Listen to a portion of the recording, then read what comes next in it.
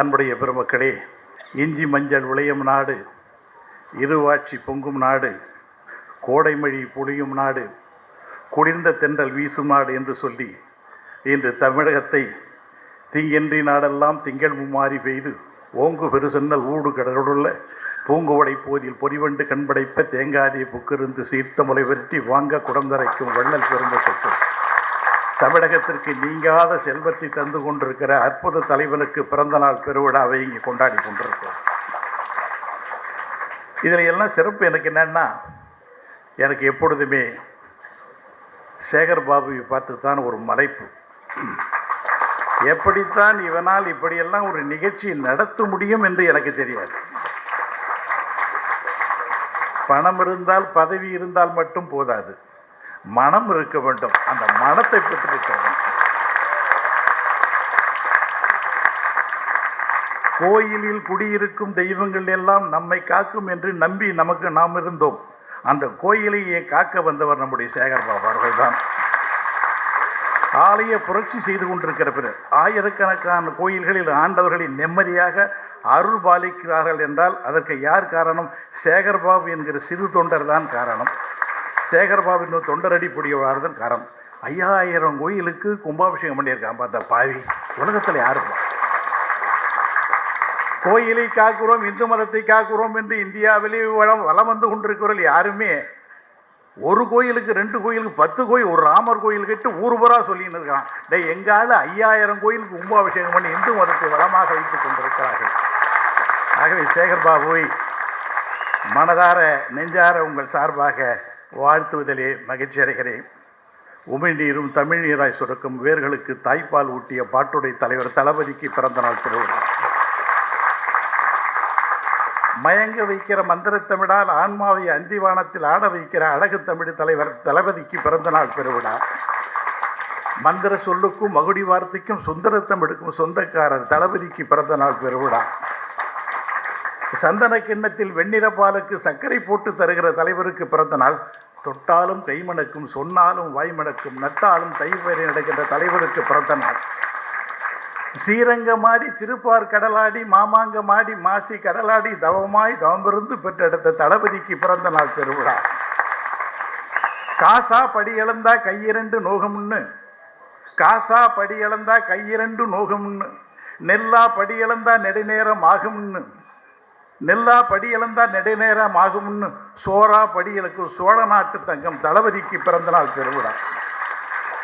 செந்தமிழால் செய்த உடல், செந்தமிழால் செய்த உடல், செங்கோலால் செய்த உரல், வெங்கலத்தால் செய்த உரல், வெற்றிகளால் செய்த கடல், சங்கநூல் சிரித்த குடல், சரித்தெடுத்து ஞானக்கடல், நெஞ்சமெல்லாம் தமிழ் மண்ணை நெஞ்செல்லாம் வாழ்கிற தங்கத் தலைவர் கலைஞருடைய பிள்ளைகளுக்கு பிறந்த நாள் பெருவிழா. சொல்லாண்டு பாடி சுவையாண்டு பாடி பல்லாண்டு பாடி பாச தலைவா இன்னும் ஒரு 100 ஆண்டு வாழ வேண்டும் என்று நாம் வாழ்த்துவோம். அடலேறு மொழித்தமிழாய், அடலேறு மொழித்தமிழாய், இன்ப கடலேறி தனித்தமிழாய், சோலை மடலேறி சுவைத்தமிழாய், உயிரேறி உடலேறி வந்திருக்கிற அருமை உடன்பிறப்புகளே, உங்களுக்கு என்னுடைய பணிவான வணக்கங்கள். மஞ்சள் நிலவாய் மாந்தளிற்கு மனதேறி வந்திருக்கிற பெருமக்களே, வானம் வானவில்லுக்கு வளைகாப்பு நடத்துகிற ஒரு வசந்த காலத்தில் தலைவர் பிறந்திருக்கிறார்கள். சாரங்கன் உதைத்த சரமடையா, வானம் அவிழ்த்து விட்ட வண்ணமடையா என்று சொல்லி வெண்ணிலே இருந்து விடுகிற பனித்துளிகள் மண்ணில் விழுந்து மரணித்து போவதற்கு முன்னால் ஒரு புள்ளியில் விழுந்து புலகாங்கிதம் அடைவதைப் போல மூங்கில் காடுகளில் மூச்சு வாங்குவதற்கு தேங்கி நிற்கின்ற தென்றலை போல் தமிழகத்தை காத்துக்கிற தலைவருக்கிற பிறந்த நாட்கள். தளபதியை பற்றி பேசினால் எனக்கு தாய்மொழியே தடுமாறி விடுகிறது. கற்பூர வாசனையும் கமலப்பூ வாசனையும் அற்புதமாய் மணக்கின்ற அருந்தமிழால் அந்த தலைவனை வாழ்த்த வேண்டும். சந்தன காடுகளில் சறுக்கி விடுகிற சாரல் முறை போர் திறந்திருக்கிற பெருமக்களே, அடலேறி மொழித்தமிழாய், இன்ப கடலேறி தனித்தமிழாய், சோலை மடலேறி சுவைத்தமிழாய், உடலேறி உயிரேறி என்ற தலைவனை வாழ்த்துவோம் இங்கிருந்து என்று சொல்லி செய்திருக்கிற சாதனைகளை எதை தொடுப்பது எதை விடுவது என்று எனக்கு தெரியவில்லை. நீ செய்த சாதனைகள், தளபதி அவர் செய்திருக்கிற சாதனைகளை பார்த்தால் மின்மினி பூச்சிகளை மெல்ல பிடித்து வந்து கன்னத்தில் ஒட்ட வைத்து கைத்தட்ட வேண்டும் போல் இருக்கிறது. தலையெல்லாம் பூ பூத்து தள்ளாடும் மரமேறி, தலையெல்லாம் பூ பூத்து தள்ளாடும் மரமேறி, இலையெல்லாம் உன் பெயரை எழுதி வைத்திட வேண்டும் போல் தோல்கிறது. பாதுகை இல்லா பாதங்களோடு பச்சை புள்ளில் நடந்து பௌர்ணமி நிலவை பறித்து வந்து உன் 10 விரலுக்கு மோதிரமாக போட வேண்டும் போல் இருக்கிற தலைவா. என்ன பட ஒவ்வொரு நாளைக்கும் ஒரு சாதனை. இந்த தளபதி பெண்கள் படை அமைச்சிருக்கிறார். காற்றை கிழிக்கும் படை, இது கனலால் கொதிக்கும் படலை, கடலை மிஞ்சும் படை என்று சொல்லி ஒரு பெரிய படையை உருவாக்கி தாழம்பூ வேட்டி கட்டி தமிழ் போல் சிரிக்கின்ற தளபதிக்கு பிறந்த நாள். சொன்னாலும் வாய்மணக்கும், தொட்டாலும் கைமணக்கும், நட்டாலும் தமிழ் போய் நடக்கிறேன் என்று சொல்லி பூமணக்க பால் மணக்க புது பொங்கல் நெய்மணக்க வாயார மனதார தளபதி இன்னும் ஒரு 100 ஆண்டு வாழ வேண்டும் சொல்லி பண்ணுறங்கும் நாவடகா பனியுறங்கும் பூவடகா சேர சோழ பாண்டியர் சேர்த்து வைத்து மூவடம் அல்லவா தும்பைப்பு உடையடகு துவளாத நடையடகு தம்பியரின் படையடகு கொண்ட தளபதிக்கு பிறந்தநாள் பெறுகிறார். பூமியின் கூரையில் புகழ்குடி நாட்டி, பூமியின் கூரையில் புகழ்குடி நாட்டி பூமத்தி ரேகையில் தமிழ் கோலம் தீட்டியிருக்க தங்க தலைவருக்கு பிறந்த நாள் பெருவிழாவை இங்கே கொண்டாடி கொண்டிருக்கிறோம். ஸ்ரீவில்லிபுத்தூரில் ஆண்டாள் பிறந்த நாள். ஆண்டாள் பிறந்த ஸ்ரீவில்லிபுத்தூரில் கோதை பிறந்த ஊர், கோவிந்தன் வாழுமூர், சோதியாய் மணிமாடம் தோன்றுமூர், நீதியாய் நல்ல பக்தர்கள் வாழுமூர், நான்மறைகள் ஓதுமூர், வில்லிபுத்தூர் வேதக்குனூர், பாதங்கள் தீர்க்கும் பரம நடிகாட்டும் வேதம் அனைத்திற்கும் வித்தாகும் கோதை தமிழ் ஐயன்றும் ஐந்தும் அறியாத மாநிலரே இந்த வையம் சுமப்பது தான் வம்பு. திருவாடி போரத்தில் ஜெகத்துடித்தாள் வாழியே, திருப்பாவை 30 செப்பினாள் வாழியே, 143 உரைத்தாள் வாழியே, உயரங்க கண்ணி ஒந்தளித்தாள் வாழியே, மறுவாடும் திருவள்ளி வளநாடு வாழி என்று சொல்லிக்கினே போலாம். எதுக்கு சொல்ல வந்தேன்? ஆண்டாள் திரும்பி இப்போ திசைகளை எல்லாம் பார்க்கிறாளாம். எல்லா இடங்களிலேயும் கண்ணனே தெரிகிறானாம். தமிழ்நாட்டிலே எங்கு திரும்பி பார்த்தாலும் நமக்கு தளபதி அல்லவா என்று கொண்டு கொண்டிருக்கிறார்கள். அந்த உலக தலைவரை பற்றி சொல்லிக்கொண்டே பெறும். கொடியெரும்பாய் எதை சொல்லுவது? கொடியெரும்பி கோமளமே கொம்புத்தேனே அடுகுமலர் அறிவு மலர் அன்பு மலர் தமிழ் பண்பு மலர் எடுத்து வண்ண மலரெல்லாம் வாடிவிட வேண்டும் என்பதனால் என்ன மலர் எடுத்து அந்த தலைவனை இங்கிருந்து வாழ்த்துவோம் என்பதை சொல்லி, அன்பு சொந்தங்களே, சேர சோழ பாண்டியர் வம்சத்தில் வந்த திராவிட தேசத்து தலைவனை வாழ்த்துவதற்கு இங்கே வந்திருக்கிற பெருமக்களே, அன்பு சொந்தங்களே, வரலாற்று தங்கங்களே, சிகரங்களை செதுக்குகிற சிங்கங்களே, காற்றோடு கை கொடுக்கும் கடல் நெருப்புகளே, மின்னலை விழுங்கி மின்சாரத்தை கொப்படிக்கும் தளபதியினுடைய இதய துடிப்புகளை உங்கள் அனைவருக்கும் என்னுடைய பணிவான வணக்கங்களை தெரிவித்துக் கொள்கிறேன். கோடி நிலவுகள் கொட்டித் தருகிற குளிர்ச்சியை கடந்த 5 ஆண்டுகளில் தமிழகத்தை தந்திருக்கிற தங்கத்தோர் தலைவனுக்கு பிறந்தநாள் பெறுகிறார். ராமனுக்கு கூட 4 உடன்பிறப்புகள், பாண்டவருக்கு 5 உடன்பிறப்பவர்கள், கௌரவர்களுக்கு 101 உடன்பிறப்புகள். உலகத்தில் தளபதிக்கு மட்டும்தான் 2 கோடி உடன்பிறப்பை கொண்டிருக்கிற ஒரே தலைவர் நம்முடைய தளபதி அவர்கள் தான். தளபதியினுடைய வரலாற்றை ஒவ்வொன்றையும் சொல்லிக்கொண்டே போகலாம். நாளெல்லாம் சொல்லிக் கொண்டேன். ஒவ்வொரு நாளைக்கும் ஒரு அவதாரம் எடுக்கிறார். ஒவ்வொரு நாளைக்கும் ஒரு திட்டத்தை தந்து கொண்டிருக்கிறார்கள். பரம்பொருள் எடுத்தது 10 அவதாரம். மச்சமென்றும் குருவன் என்றும் வராகன் என்றும் ராமன் என்றும் வாமன் என்றும் பௌத்தன் 10 அவதாரம் எடுத்தார் பரம்பொருள் பரந்தாமன். தளபதி ஒவ்வொரு நாளும் ஒரு அவதாரம் எடுத்துக் கொண்டிருக்கிறார். உலகத்தில் 8வது அதிசயம் நம்முடைய தங்க தலைவர் தளபதி. அவருக்கு இந்த பிறந்தநாள் பெருவிழாவை கொண்டாட வேண்டியது மகிழ்ச்சி. பெருமக்களே, இங்கே உங்களை போல் நம்முடைய கமலஹாசனருடைய பேச்சு நானும் நான் அவருடைய ரசிகர். அந்த காலத்தில் சின்ன வயசில் நான் தான் சொன்னேனே, இந்த 16 வயசுல படம் பார்த்து கெட்டு போனதில் நானும் ஒருத்தன் தான். அப்படிப்பட்ட அளவு. பெருமக்களே, ஒரே ஒரு செய்தி சொல்லி தயவு செய்கிறேன். நம்முடைய தங்க தலைவர் யாப்பிலா பாடலேனும் யார்தரும் கவிதை ஏனும் மாப்பலா போல் மடியில் வாங்கி காப்பலா தமிழர் நெஞ்சில் காலம் வேளாம் வீட்டு இருக்கும் மூப்பிலா தமிழ் முத்தமிழ் அறிஞர். அந்த தங்க தலைவர் வீட்டுக்கு சத்திய சாய்பாபா வர்றார். சாய்பாபானா யாருன்னா உங்களுக்கு எல்லாருக்கும் தெரியும். போய் வருவார். 100 இறந்துட்டார், 100 வயசு. உலகத்தில் இருக்கிற பிரதமரானாலும் சரி, ஜனாதிபதி ஆனாலும் சரி, அவரை பார்க்கணும்னா 2 மாதம் 3 மாதம் காத்திருக்கணும். கிட்டத்தட்ட 10 கோடி தொண்டர்களை உலகம் முழுது கொண்டிருக்கிற ஒரு பெரிய மகான் சத்ய சாய்பாபா. அவர் நம்ம தலைவர் வீட்டுக்கு வந்தார். யார்? கலைஞர் வீட்டுக்கு வந்தார். எல்லாருக்கும் எங்களுக்கெல்லாம் கைகள்லாம் நடுங்கி போச்சு. அவர் பாதம் பட்டால் போதும், அவர் விபூதி கொடுத்தா போதும், அப்படிலாம் பார்த்தேன். அவரு நம்ம தலைவர் வீட்டுக்கு வந்துட்டார். நாங்களாம் பார்த்த உடனே மிரண்டு போய் தலைவர்கிட்ட சொன்னேன், என்னென்ன இதுக்கு இப்படி ஒரு அதிசயத்தை நடந்திருக்கீங்களே அப்படின்னு சொல்லிட்டு ஒரு மகிழ்ச்சி. அவர் வந்தார், போயிட்டார். அப்புறம் நான் தலைவர்கிட்ட உட்காந்து பேசியிருந்தேன். வழக்கமாக இந்த மாலை நேரத்தில் பேசுவோம். என்ன ஒரே ஒரு சந்தேகம்னா என்ன சொல்லி, உங்கள் வாழ்க்கையில் சந்திக்க நினைத்து சந்திக்காமல் போன யாராவது ஒருத்தவங்க உண்டா அப்படின்னு கேட்டேன். நான் எதை மனசில் வச்சுன்னு சொல்கிறேன், சாய்பாபாவை மனசில் வச்சுன்னு நான் சொல்கிறேன். உங்கள் வாழ்க்கையில் சந்திக்க நினைத்து சந்திக்காமல் போன யாராவது உண்டா? 5 தடவை முதலமைச்சராக இருந்திருக்கிறீங்க, 10 தடவை பிரதமரை உருவாக்கி இருக்கிறீங்க, 12 தடவை ஜனாதிபதி உருவாக்கி இருக்கிறீங்க. இப்படி இருந்தாலும் உங்களுக்கு ஏதாவது ஒரு மனசுக்குள்ள யாரையாவது இது மாதிரி இவரை சந்தித்து இருக்கலாமே அப்படின்னு உங்களுக்கு ஏதாவது இருக்குது? நாமையா ஒரே ஒருத்தர் தான் ஏன் அப்படின்னாரு. அவர் யாரை சொல்ல போகிறாருண்டா? சாய்பாபா வந்துட்டா போனார், அதுதான் கடவுளாக நினைக்கணும், அவரை சொல்கிறாரோ என்னன்னு தெரியல, எதை சொல்கிறாருன்னு தெரியல. யாரா சொல்கிறீங்க? ஒருத்தவர் தான் ஏன்னாரு. கடைசி வள்ளி கடவுள் கடவுள் என்ற இன்னும் நான் அவரை பார்க்கவே முடியாத போச்சு, அதுதான் ஏன் எனக்கு அப்படின்னாரு. அது எப்படிப்பட்ட பாருங்க. அப்புறம் நான் சொன்னேன், சரி நம்பர் 1 விட்டுருங்க, நம்பர் 2 நம்பர் 3 வாங்கலாம் அப்படின்னேன். நம்பர் 2 யார்? நெல்சன் மண்டேலா அப்படின்னார். நம்பர் 3 யார் ஏன்னு கேட்டேன். அன்னை தெரேசான்னு சொன்னார். எனக்குலாம் ரொம்ப மகிழ்ச்சி. அன்னை தெரேசான்னு சொன்ன உடனே அவங்கள பற்றி, தெரேசாவை பற்றி அப்படி புட்டு புட்டு வைக்கிறார். அவரை மாதிரி உலகத்தில், அந்த அம்மா மாதிரி ஒரு சமூக சேவைக்கு உலகத்தில் யாருமே கிடையாது. அது பூமியின் தேவதை. அவர் வாசகத்திலே சொல்கிறேன், மாதர்குல மாணிக்கம், அன்புக்கும் மறுபெயர் உண்டு என்றால் அது அன்னை மதர் தெரேசா தான். கருணை கடல், கைவிடப்பட்டோரின் கலங்கரை விளக்கம், அன்பை தருவதில் அட்சய பாத்திரம். அன்னை தெரேசா அன்பை தருவதில் அட்சய பாத்திரம். ஒரு தொழுநோயாளியை தொட்டு தூக்குகிற துணிவும், மனநோயாளியை மார்போடும் அணைத்துக் கொள்ளுகிற மாண்பு உடைய பெருந்தகை. ஒரு தொடுநோய்க்காரன் துப்புகிற எச்சிலே தொண்டு இருக்குமே, ஆனால் அதை எடுத்து உண்ண தயாராக இருக்கிறேன் என்று சொன்ன வழியா அந்த அம்மா. அது மாதிரி உலகத்தில் ஒரு பார்க்க முடியாதியா, அவங்களும் என்னால் பார்க்க முடியல அப்படின்னு சொன்னார். அதுக்கு பிறகு அப்படி விட்டா, அதுக்கு பிறகு அவர் தலைவர் மறந்துட்டார். அதுக்கு பிறகு ஒவ்வொரு முறையும் நான் வந்து கல்கத்தாவுக்கு போவேன்.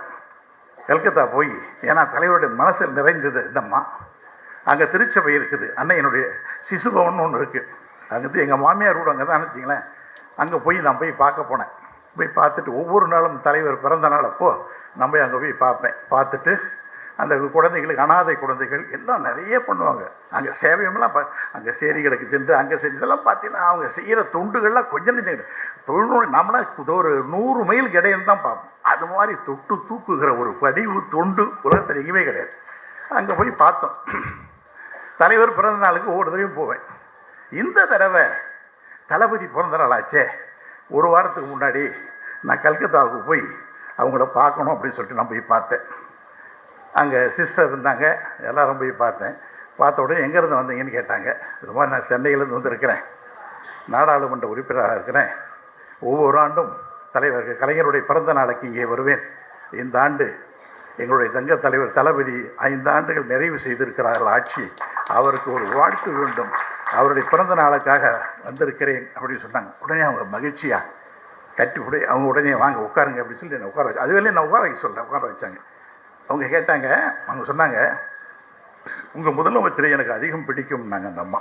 நான் சொன்னேன், ஆமாம்மா, மகளிருக்கு 1000 ரூபா கொடுக்குறாரு மாதம், அதை சொல்கிறீங்களா? என்ன இல்லை அப்படின்னாங்க. இலவசமான பஸ் பாஸ் கொடுக்குறாரு அதுவான்னு கேட்டேன். இல்லைன்னு சொன்னாங்க. மகளிர் எல்லாம் வந்து ஹையர் எஜுகேஷன் போனால் அதுக்கு 1000 ரூபா கொடுக்குறாரு அதுவான்னு கேட்டேன். இல்லை. நம்ம சாதனைகள் பூரா சொல்லின்னு வந்தேன். அந்த அம்மா சொன்னாங்க, எனக்கு 4 சாதனைகள் தான் பிடிக்கும்னாங்க. எனக்கு ஒன்றுமே புரியல, என்னன்னு தெரியும், எதை சொல்கிறாங்க இவங்க அப்படின்னு சொல்லிட்டு எனக்கு அவங்க சொன்னாங்க, தாலாட்டை மறந்து எத்தனையோ தாய்மார்கள் அனாதை குழந்தைகளுக்கு மாதம் 2000 ரூபா கொடுக்குறாரு, உலகத்தில் யாரும் பாட கேட்டார். அந்த பச்சை இளம் குழந்தைகள் உதயசூரியனுக்கு வாக்களிக்க போகிறதா? அந்த பச்சை இளம் குழந்தைகள் உதயசூரியனுக்கு வாக்களிக்க போகிறதா? திராவிட முன்னேற்ற கழகத்தில் உறுப்பினராக போகிறதா? இந்த தங்க தலைவர் தளபதி அவர்களை அடுத்த தலைமுறையை சிந்தித்து பார்க்கிறார்கள். அந்த தாயும் இல்லை தந்தையும் இல்லை, அந்த குழந்தை அனாதையாக இருக்கிறது என்று சொல்லி அந்த குழந்தைக்கு 2000 ரூபாய் கொடுக்கிறாரு உங்க முதலமைச்சர். எங்கள் அன்னை தெரேசா எதை நினைத்தார்களோ அதை உங்க முதலமைச்சர் செய்து கொண்டிருக்கிறார்கள் சொன்னாங்க. எனக்கு உடம்புலாம் செலுத்து போச்சு. அடுத்தது என்னமான்னு கேட்டேன். சொன்னாங்க, பச்சை இளம் குழந்தைகள் பால் நுணைந்தூட்டும் தாயனும் சால பரிந்தனின் பாவியனுடைய ஊனினை உருக்கி உள்ளொளி வெறுக்கி உடப்பில ஆனந்தத்தை தருகிறார்கள் சொல்வார்களே, அந்த பச்சை இளம் குழந்தைகளுக்கு காலை சிற்றுண்டி தருகிறார்களே, அதை விட உலகத்தில் இது தர்மம் எதுவுமே இல்லை. சிற்றுண்டியை வசதிப்படுத்த வீட்டிலே தரலாம். எத்தனையோ இடங்களில் இந்த குழந்தை பச்சை காலை உணவில்லாமல் பள்ளிக்கு செல்கிறார்களே, அவர்களுக்கு உணவு தருகிறாரே எங்கள் ஒரு முதலமைச்சர், அவருக்கு எங்களுடைய வாழ்த்துக்கள் அப்படின்னு சொன்னாங்க. அப்புறம் அடுத்தது என்னம்மான்னு கேட்டேன். அடுத்து சொன்னாங்க, என்ன எவ்வளவு உன்னிப்பாக இந்தியா நம்முடைய தலைவரை எப்படி உன்னிப்பாக கவனிக்கிறது என்பதற்கு இதெல்லாம் ஒரு எடுத்துக்காட்டு. அடுத்து சொன்னாங்க, என்னன்னு கேட்டேன். அடுத்து மூணாவது என்னன்னு கேட்டேன். துப்புரவு பணியாளர்கள் இருக்காங்க, அவங்க பேரை தூய்மை பணியாளர்கள் மாற்றிருக்காங்க. அது ஒரு விஷயம் இல்லை. அந்த துப்புரவு பணியாளர்கள் 10 மீட்டருக்கு இடையே வந்தாலே ஒரு நாற்றம் அடிக்கும். அவர்கள் உணவில்லாமல் தத்தளித்து கொண்டிருப்பார்கள். அவர்களுக்கு தினமும் டிஃபன் பாக்ஸில் ஐஏஎஸ் ஆஃபீஸருக்கு போகிற மாதிரி சாப்பாடு அனுப்புறாரு அவங்க முதலமைச்சர். இதை விட என்ன பண்ணணும்னு கேட்டார். அடுத்தது என்னங்க இப்படி யோசிக்கிறீங்களே அப்படின்னு சொல்லி அடுத்தது என்னன்னு கேட்டேன். அடுத்தது அவங்க சொன்னாங்க, இந்த தேசத்தில் இந்தியா சுதந்திரம் பெற்று இத்தனை நாட்கள் ஆகியிருக்கிறது, இந்த ஜாதி மத பேர் இன்னும் போகாமல் இருக்கிறது. ஆகவே இங்கே என்ன பண்ணியிருக்காரு உங்கள் தலைவர் முதலமைச்சர், காலனி என்கிற பெயரை எடுத்திருக்கிறார்கள் அப்படின்னாரு. எனக்கு என்ன ஒன்றும் விளங்கலை. என்ன சொல்றீங்கன்னா, இன்னைக்கு கிராமத்தில் போனீங்கன்னா ஊர் ஒரு பக்கம் இருக்கும், காலனி ஒரு பக்கம் இருக்கும். காலனின்னா இப்போ சமூக தாழ்த்தப்பட்டவர்கள் இருக்கிற இடம் அப்படின்னு மாதிரி பிரித்து பார்க்கிறது. அப்படிலாம் இருக்கக்கூடாதுன்னு சொல்லி உங்கள் முதலமைச்சர் காலனி என்கிற பெயரை எடுத்திருக்கிறார்களே, இதை விட உலகத்தில் சிறப்பு என்னப்பா இருக்குது அப்படின்னு சொன்னார். அப்போ சொன்னாங்க, என்னம்மா நீங்கள் எதை சொல்ல வரீங்க அப்படின்னு கேட்டேன். அன்னை தெரேசா அவர்கள் எதை நினைத்தார்களோ, எதை செய்ய வேண்டும் என்று நினைத்தார்களோ, சர்வத்தையும் படைத்த எங்கள் ஆண்டவரே, இரட்சகரே, தேவகுமாரனே, பாவத்தில் மீட்பவர், பரிசுத்தமானவரே, உங்களுடைய முதலமைச்சர் தளபதிக்கு என்னுடைய வாழ்த்துக்களை சொல்லுங்கள் என்று சொல்லி முடித்தார்கள். எவ்வளவு உன்னிப்பா பார்க்குறாங்க பாருங்க. தமிழகம் செழிப்பா இருக்கிறது. இங்கே நம்ம சொல்வேந்த சுயஜீவன் நல்லா சொன்னார், அற்புதமாக சொன்னார். எப்படிப்பட்டது? ஆபிரகாம் லிங்கன் தானா சர்ச்சைக்கு போனானா, அது பாதிரியார் கூட்டு கேட்டாராம், சொர்க்கத்துக்கு போகிறவங்களாம் எழுந்து நில்லுங்க அப்படின்னாராம். நாமளாம் என்ன பண்ணுவோம், அத்தனை பேர் 2 கையை தூக்கிடுவோம் சொர்க்கத்துக்கு போகிறோம்னா. இந்த ஆபிரகாம் லிங்கன் கையை கட்டிட்டு உட்காந்துருந்தானா, ஏண்டான்னு கேட்டானா. பாதிரியார் கூட்டு கேட்டார், எல்லாம் சொர்க்கத்துக்கு போகிறது துடிக்கிறான், எந்த கையை தூக்கி இருக்கிற, நீ மட்டும் ஏன்டா என்ன, நான் சொர்க்கத்துக்கு போக மாட்டேன்னு, அமெரிக்காவை சொர்க்க பூமியாக மாற்றுகிறேன், அதற்காக நான் இங்கே இருக்க போகிறேன். அதுதான் தமிழகத்திலே தங்க தலைவர் தளபதி செய்து கொண்டிருக்கிறார்கள். 50% கார் தொழிற்சா கார் உற்பத்தி ஆகுதுன்னு சொன்னால் தமிழ்நாட்டிலிருந்து போகுது. 10 லட்சம் கோடி இன்வெஸ்ட்மெண்ட் இங்கே வந்து இருக்குது. இதுவரையிலிருந்து கிட்டத்தட்ட 1 கோடி பேருக்கு வேலை வாய்ப்பை தந்திருக்கிறார்கள். நம்முடைய மாண்புமிகு பிரதமர் அவர்கள் சொன்னார்கள், ஆட்சி பொறுப்பேற்றவுடன் ஒரு குடும்பத்துக்கு 15 லட்சம் ரூபாய், ஆண்டுக்கு 2 கோடி ரூபாய் வேலை, 2 கோடி பேருக்கு வேலை சொன்னார். 2 பேருக்கு கூட வேலை கொடுக்கல. 15 லட்சம் கொடுக்குறேன்னு சொன்னார், 10 பைசா கொடுக்கல. எதுவுமே நடக்கல. ஆனால் தளபதி அவர்கள் ஒரு அமைதி புரட்சி செய்து கொண்டிருக்கிறார்கள். தமிழக வரலாற்றில் எங்கேயுமே இதுவரை எந்த மாநிலத்திலும் கிடையாது. உலகத்தில் யாருப்பா இந்த டாலஸ்ட் லீடர் இந்த வேர்ல்டு? தளபதி. இங்கிலாந்து பிரதமர் தமிழகத்தில் நடக்கிற இந்த திட்டங்களை எல்லாம் அந்த மாநில அந்த நாட்டுக்கு எடுத்து சொல்லுகிறான். கனடாவிலே இருக்கிறவன் தமிழ்நாட்டில் என்ன திட்டங்கள் இருக்கிறது அதை எங்கள் நாட்டிற்கு நாங்கள் எடுத்து சொல்லுகிறோம் என்று சொல்லுகிறான். அது ஒரு காலத்தில் பார்த்தீங்கன்னா தொழிற்சாலை வேண்டும் சொன்னான். டெல்லியில் வந்து இறங்கின உடனே அவனை பக்கத்தில் இருக்கிற தாஜ்மஹாலை காட்டி அனுப்பி விடுவாங்க. டெல்லியில் இறங்கின உடனே அவன் கேட்கிற கேள்வி, தமிழ்நாடு எங்கே இருக்கிறதுன்னு கேட்கிறான். அதுக்கு அடுத்த கேள்வி, முதலமைச்சரை சந்திக்க வேண்டும் என்று கேட்கிறான். தொழிற்சாலை தொடங்க வேண்டும் என்றால் உலகத்திலேயே தமிழ்நாட்டில் தான் சுயமாக நன்றாக தொழில் செய்ய முடியும், அற்புதமையான பூங்காவாக தமிழகம் திறந்து கொண்டிருக்கிறது. இப்படி பல்வேறு வகையான நல்ல திட்டங்கள் 5 ஆண்டுகளில் யாருமே செய்ய முடியாது, யாருமே சொல்ல முடியாது. ஒவ்வொரு நாளும் ஒரு திட்டம். எனக்கு எல்லாத்தோட நான் நெகிழ்ந்து போனது, சொன்னார், எல்லாரும் போய் கேட்டார். நம்ம போய் கேட்போம், நம்ம ஊருக்கு என்ன, ஊரில் என்ன குறை கேட்போம். அதாவது கடை இல்லை, தண்ணி இல்லை, ரோடு இல்லை, இதான் கேட்போம். அவர் தளபதி சொன்னார், நீங்கள் ஒவ்வொருடம் போய் சொல்லுங்கள், ஒவ்வொருவரையும் கேளு, உங்கள் கனவு என்ன என்று கேளுங்கள். உலகத்தில் பாருங்க சார் எப்படிப்பட்ட தலைவர். உங்கள் கனவை சொல்லுங்கள், அந்த கனவை நாங்கள் நிறைவேற்றுகிறோம், கனவை கேட்டு வாருங்கள் என்று சொல்லி கேட்டு சொல்லுகிற ஒரு அற்புதமான தலைவர். அந்த தலைவருடைய பிறந்த நாள் பெருவிழா இவ்வளவு சிறப்பாக, அதுவும் நம்ம கிழக்கு மாவட்டத்தில் நம்ம சேகர மிஞ்சத்துக்கு ஆளே கிடையாது. இன்விடேஷன் போட்டாலே அப்படி போடுவான். இன்விடேஷனே மாஸ்டர். இவனுக்கு அடுத்த வருஷம் ஒரு கின்னஸ் ரெக்கார்டை கொடுத்து விட்டுருந்தோம் நமக்கு. அந்த அளவுக்கு அவ்வளவு ஈர்ப்போடு இந்த நிகழ்ச்சி பார்த்தீங்கன்னா, நாங்களாம் ஒரு சாதாரண ஆள், எங்கேயோ இருக்கிற ஒரு சாதாரண 10 தடவை ஃபோன் பண்ணி இத்தனை மணிக்கு நிகழ்ச்சி, இத்தனை மணிக்கு புறப்படுங்க, இத்தனை மணிக்கு வாங்க அப்படின்னு சொல்லிட்டு ஒன்றொன்றையும் பார்த்து பார்த்து செய்கிற என் பாசத்திற்குரிய சகோதரன், என்றைக்கும் தளபதியினுடைய இதயத்திலே தளபதியை போய் சாதாரணமாக யாரும் நெருங்கவே முடியாது. அவரையே வியக்க வைக்கிற ஒரு பெரும் ஆற்றல். நாங்கள் திருப்பத்தூருக்கு போனோம். அந்த ட்ரெயின் 7:45, நான் தலைவர் 2 பேர் தான் ட்ரெயினில் போகிறோம். நான் போன உடனே பார்த்தீங்கன்னா ஒரு 5000 பேர் காலையில் லேடிஸை நிற்க வச்சு அத்தனை பேரையும் தலைவருக்கு வரவேற்பு கொடுத்து தலைவர் ட்ரெயினில் ஏறி மிரண்டு போயிட்டார். இவங்கெல்லாம் இங்கே வந்து 7 மணிக்கு ரயில்வே ஸ்டேஷனுக்கு வரணும்னா வீட்டை விட்டு 4 மணிக்கு புறப்பட்டுருக்கணுமாப்பா. எப்படிப்பா இவங்கெல்லாம் வந்தாங்கண்ணே? அதுதானே சேகர்பாபு அப்படின்னு சொன்னேன். அந்த அளவுக்கு சேகர்பாபு தலைவருடைய நெஞ்சத்திலே நீக்கமரம் நிறைந்திருக்கிறான். மீண்டும் தமிழகத்திலே 7வது முறையாக அங்கே தங்க தலைவர் ஆட்சி பொறுப்பேற்க வேண்டும். வாஞ்சிநாதன் ஆஷ்துறையை சுட போகிறான். சுடுறதுக்கு விட்டு கிளம்புறான். அப்போ ஒரு கடிதம் எழுதி விட்டு போகிறான் வாஞ்சிநாதன். ஏன்னா வஉசி சிவாவையும் ரொம்ப துன்புறுத்துறான் அந்த கலெக்டர். அவனை சுடுறதுக்கு விட்டு கிளம்புறான். ஒரு கடிதம் எழுதி விட்டு செல்கிறான். அந்த கடிதத்தில் என்ன எழுதுறான்? நான் புறப்படுறேன், இந்த தேசத்துக்கு விடுதலை வேண்டும் என்பதற்காக புறப்படுகிறேன். நான் திரும்பி வருவேனோ வரமாட்டேனோ, சுதந்திரம் கிடைத்தால் மட்டும்தான் இந்த வீட்டிற்கு மீண்டும் வருவேன். ஒன்று இல்லைன்னா இறந்துட்டேன்னு வச்சுக்க, என்னுடைய பிணம் கூட என்னுடைய வீட்டிற்கு வரக்கூடாது, இந்த தேசம் விடுதலை ஆகிற வரையில் என்று சொல்லி சூளுரைத்து விட்டு சென்றான். அதே போன்றுதான் இன்றையிலிருந்து நாம் சூளுரை எடுக்க வேண்டும். அந்த தங்க தலைவன் மீண்டும் ஒரு ஆட்சியிலே முதலமைச்சராக 7வது முறையாக பொறுப்பேற்கும் என்று சொல்லி வாய்ப்புக்கு நன்றி பாராட்டி விடைபெறுகிறேன். நன்றி, வணக்கம்.